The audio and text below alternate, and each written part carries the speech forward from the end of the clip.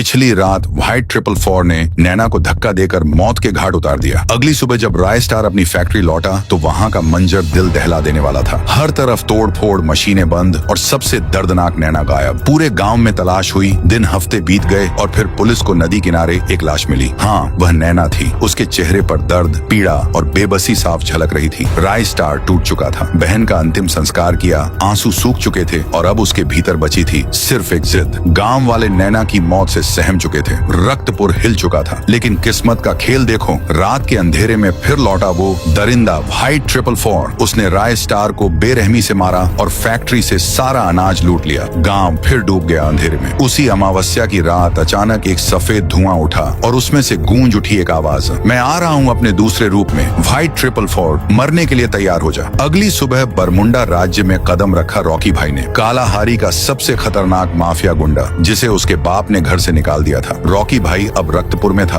2 दिन गुजरे मगर उसे महसूस हुआ कि यहाँ कुछ अजीब है। वह गांव के बूढ़े चाचा से मिला और चाचा ने सब कुछ बता दिया। रॉकी भाई सन्न रह गया। उसने ठाना कि कल ही गांव छोड़ दूंगा। लेकिन आधी रात पहाड़ की ओर से एक आवाज आई, क्या रॉकी भाई आप भी मेरी मदद नहीं करोगे? रॉकी भाई घर से बाहर निकला और पहाड़ की तरफ बढ़ा। चिल्लाया, कौन हो तुम? सामने आओ। और तभी धुआं उठा और उसमें से निकला राय स्टार। उसने कहा, क्या तुम मेरी मदद करोगे? रॉकी भाई बोला, हाँ जरूर, बताओ मुझे क्या करना है। राय स्टार, व्हाइट 444 को मार डालो। उसने मेरा अनाज लूटा है, वापस ले आओ। रॉकी भाई बोला, लेकिन उसके पास हथियार हैं, गुंडे हैं और मेरे पास कुछ भी नहीं। तभी राय स्टार ने एक गन उसके हाथों में थमा दी। जब तक ये गन तेरे साथ है तू कभी नहीं हारेगा। और रॉकी भाई ने ठान लिया, अब मेरे पुराने अंदाज में लौटने का वक्त आ गया है। और दोस्तों, अगर आपको पार्ट 2 चाहिए तो कर दो 50 कमेंट्स और 1 किलो लाइक्स। फिर देखना कैसे रॉकी भाई व्हाइट 444 की बजाता है।